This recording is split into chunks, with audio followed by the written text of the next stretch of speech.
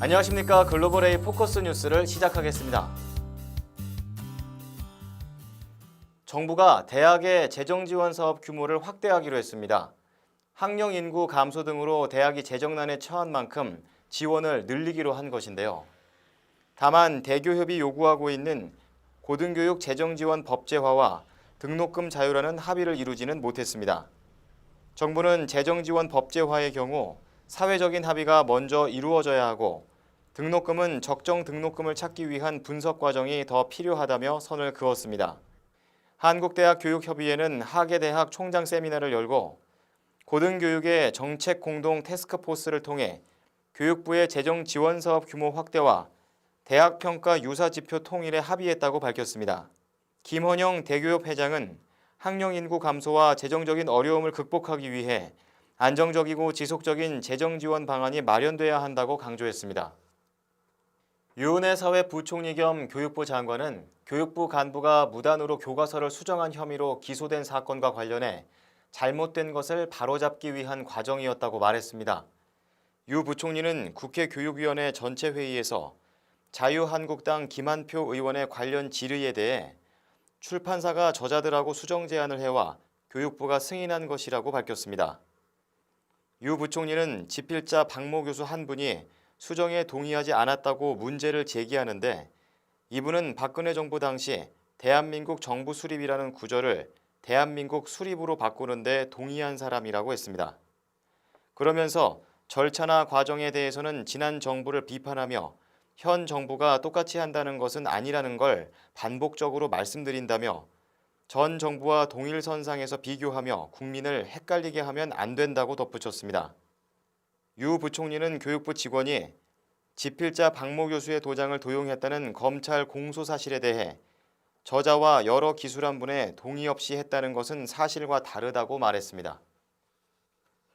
대구시 교육청은 자사고인 개성고의 지정 기간을 5년 더 연장하기로 결정했습니다.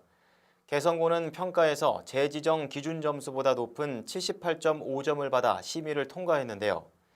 강은희 교육감은 타 시도의 경우 학교 계층화와 서열화를 조장한다는 이유로 자사고를 폐지하려는 곳이 있지만 잦은 교육정책 변화로 학생과 학부모가 피해를 보는 일은 없어야 한다고 강조했습니다.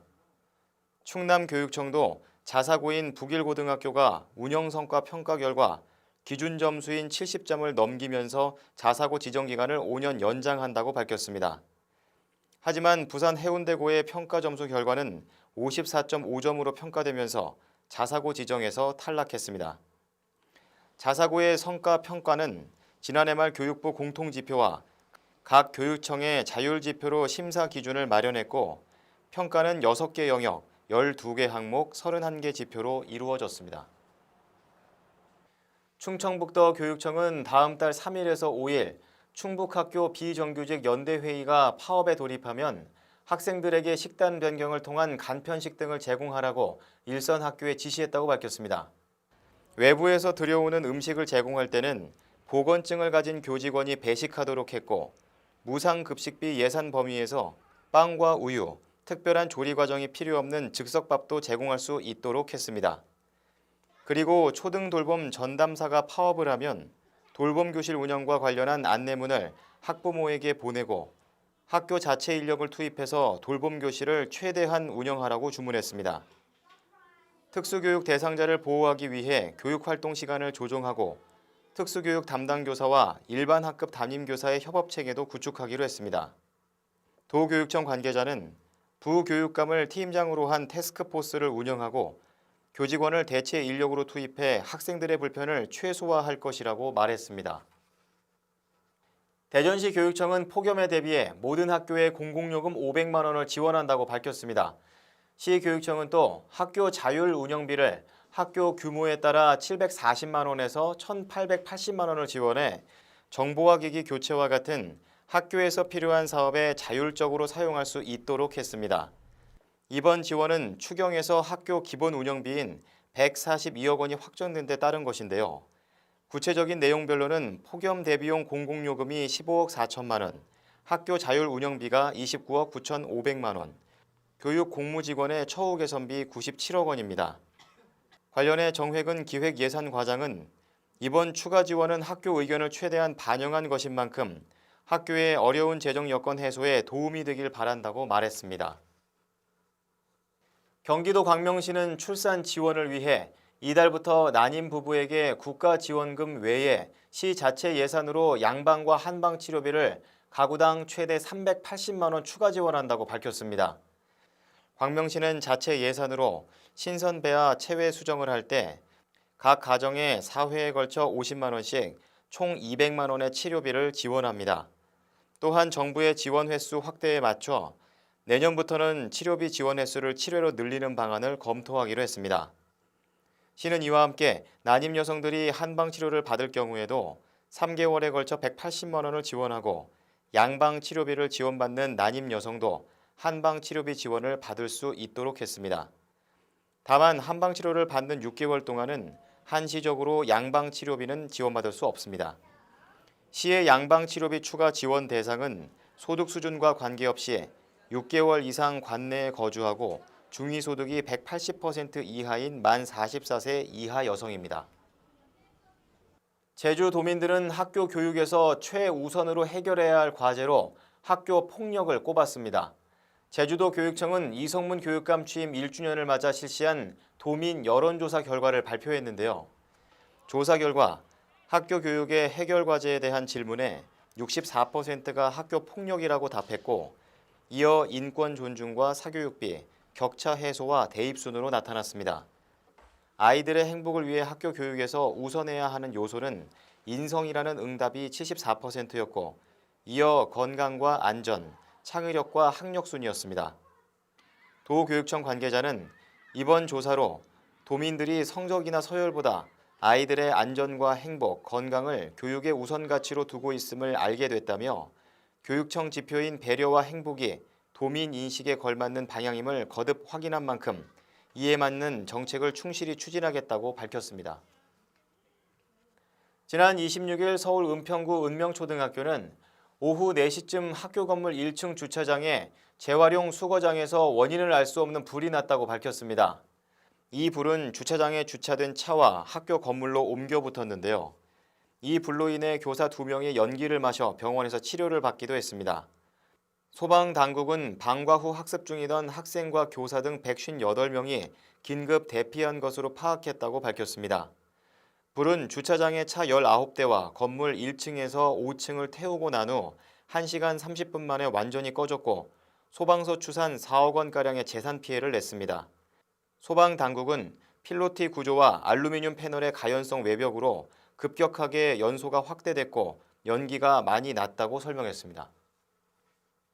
조희연 서울시 교육감은 서울 소재 자사고의 재지정 평가 결과를 다음 달에 발표하겠다고 밝혔습니다. 조 교육감은 평가 결과 교육청의 지정 취소 결정에 교육부가 동의하지 않으면 헌법재판소에 권한쟁의 심판을 청구할 수 있다는 뜻도 내비쳤는데요. 조희연 교육감은 서울시 교육청에서 한 재선 1주년 기자회견에서 올해 재지정 평가를 받은 13개 자사고의 지정 취소 여부를 다음 달 10일 전에는 발표하겠다고 말했습니다. 자사고 지정 취소에 교육부가 동의하지 않으면 권한쟁의 심판을 청구할지에 대해서는 권한쟁의 심판은 행정기관 사이에 의견이 불일치할 때 이를 해결하는 통상적인 방법이라고 가능성은 열어뒀지만 교육부가 동의하리라 기대한다고 덧붙였습니다. 조 교육감은 재지정평가 공개 범위에 대해 개별 학교의 점수를 통보하기 때문에 결국은 알려질 것이라고 말했고 평가위원을 공개할지에 대해서는 불필요한 신상털이가 발생하고 공정한 평가에 현저한 지장을 초래할 수 있다면서 우려했습니다. 치과 전공의 대학원생을 성추행한 혐의를 받고 있는 조선대학교 치과대학 교수가 대학 징계위원회에서 해임 처분을 받았습니다. 조선대에 따르면 학교법인은 여제자를 성추행한 혐의로 검찰에 송치된 A 교수에 대해 해임을 의결했습니다. A 교수는 지난 20일 직위 해제된 데 이어 징계위에서 해임 처분을 받으면서 교단에서 퇴출될 가능성이 커졌고 징계위 해임안은 8월 22일 열리는 이사회에서 최종 결정됩니다. A 교수는 지난 3월 9일 서울에서 열린 학술대회가 끝난 후 대학원생 3명과 술집에서 술을 마시던 중 여제자 B씨를 추행한 혐의를 받고 있습니다. 인하대 공대 학생들이 최근 기말고사에서 집단으로 부정행위를 저지른 사실이 드러나 무더기로 징계 처분을 받았습니다. 민화대에 따르면 지난 10일 공대 모학과 학생 35명이 전공 필수 과목 1학기 기말고사를 치르던 중 18명이 부정행위를 저지른 것으로 확인이 됐는데요. 부정행위에 가담하지 않은 학생들은 학교 측에 문제를 제기했고 학교 온라인 게시판에도 기말고사 중 부정행위가 논란이 됐습니다. 공대 상벌위원회는 지난 18일 이들에게 해당 과목을 F학점으로 처리하고 올해 2학기 교내 봉사명령을 내리는 한편 반성문을 제출하도록 했습니다. 하지만 일부 학생들은 이런 징계 결정이 규정에 비춰 지나치게 가볍다며 상벌위원회에 재의결을 요구하고 부정행위 학생들을 업무방해죄로 인천지검에 고발하기도 했습니다. 교육부는 한국연구재단과 함께 2019 대학 중소기업 간 기술 매칭 상담회인 브릿지 플러스 행사를 개최했다고 밝혔습니다. 이 행사는 대학이 개발한 특허 기술 중에 사업화를 하면 성공 가능성이 큰 것을 기업체에 이전하도록 연구와 기술 이전을 지원하는 사업인데요. 고려대와 성균관대, 연세대 등 18개 대학이 2018년부터 2022년까지 5년 동안 지원을 받고 올해에는 각 대학이 평균 9억여 원씩 지원을 받았습니다. 브릿지 플러스 사업협의회 이수재 회장은 기업 수요를 바탕으로 모든 대학이 기술 사업화 선도 모델을 구축하는 시발점이 되리라고 생각한다고 말했습니다. 인천시 교육청이 빅데이터를 활용해 학생 수 예측에 나선다고 밝혔습니다. 이번 방침은 통계청의 학령인구 유발률 산출 프로그램인 빅데이터를 도입한 가운데 추진되는 것인데요. 시교육청은 학교 신설 검토를 위해 개발 사업의 위치와 계획된 주거의 종류, 면적과 입주 시기 등에 따라 학생 수를 예측하는 학령인구 유발률 지표를 도입해 사용해 왔습니다. 그러나 해당 지표는 변수가 많아 정확한 학생 수 예측이 어려워서 시교육청은 통계청의 인구주택 총조사 자료를 기반으로 인천 지역의 학령인구 유발률을 제공받아 왔습니다. 이후 지난 2016년부터 통계청과 협의해 올해부터 학생 수 예측을 위해 빅데이터를 통한 기법을 도입하기로 했습니다. 고교생 제자와의 성관계 장면을 촬영하고 성적을 조작한 혐의로 1심에서 실형을 선고받았던 전직 기간제 교사가 감형을 받았습니다. 광주고법은 아동청소년의 성보호에 관한 법률 위반과 성폭력 범죄의 처벌 등에 관한 특별법 위반, 업무방해 혐의로 구속 기소된 A씨의 항소심에서 징역 3년을 선고한 원심을 파기하고 징역 3년에 집행유예 4년을 선고했습니다. 40시간의 성폭력 치료 프로그램 이수와 7년 동안 아동청소년 관련 기관의 취업 제한 명령은 그대로 유지했고 120시간의 사회봉사를 추가로 명령했습니다. 재판부는 A씨는 학생과 성관계를 갖고 답안지를 고쳐 성적을 조작하는 등 죄질이 좋지 않다며 다만 범행을 반성하고 있고 동영상이 외부에 유출되지 않은 점 등을 고려했다고 밝혔습니다. 수도권의 한 사립대학이 학생들이 성적을 확인할 때 성관계 등 민감한 질문을 온라인 설문조사의 필수 항목으로 정한 것과 관련해 국가인권위원회의 시정조치 권고를 받았습니다. 인권위는 수도권의 한 사립대학 학생생활상담연구소 소장을 상대로 성적 확인과 연계해 민감한 정보가 포함된 설문조사를 강제하지 않도록 하고 향후 설문조사를 실시할 때 개인정보 자기결정권이 침해되지 않도록 적절한 조치를 강구하라고 권고했습니다. 설문조사 문항에는 연애 경험 유무와 첫 성관계 시기, 성관계에 관한 생각과 경제적 사정 등이 포함되어 있었습니다. 학교 학생생활상담연구소 측은 최근 대학 내 성과 관련된 심각한 문제들이 발생하고 있는 점과 대학생들의 왜곡된 성인식 등으로 인한 교내 성 문제를 예방하기 위한 조치다라는 주장을 한 것으로 전해졌습니다.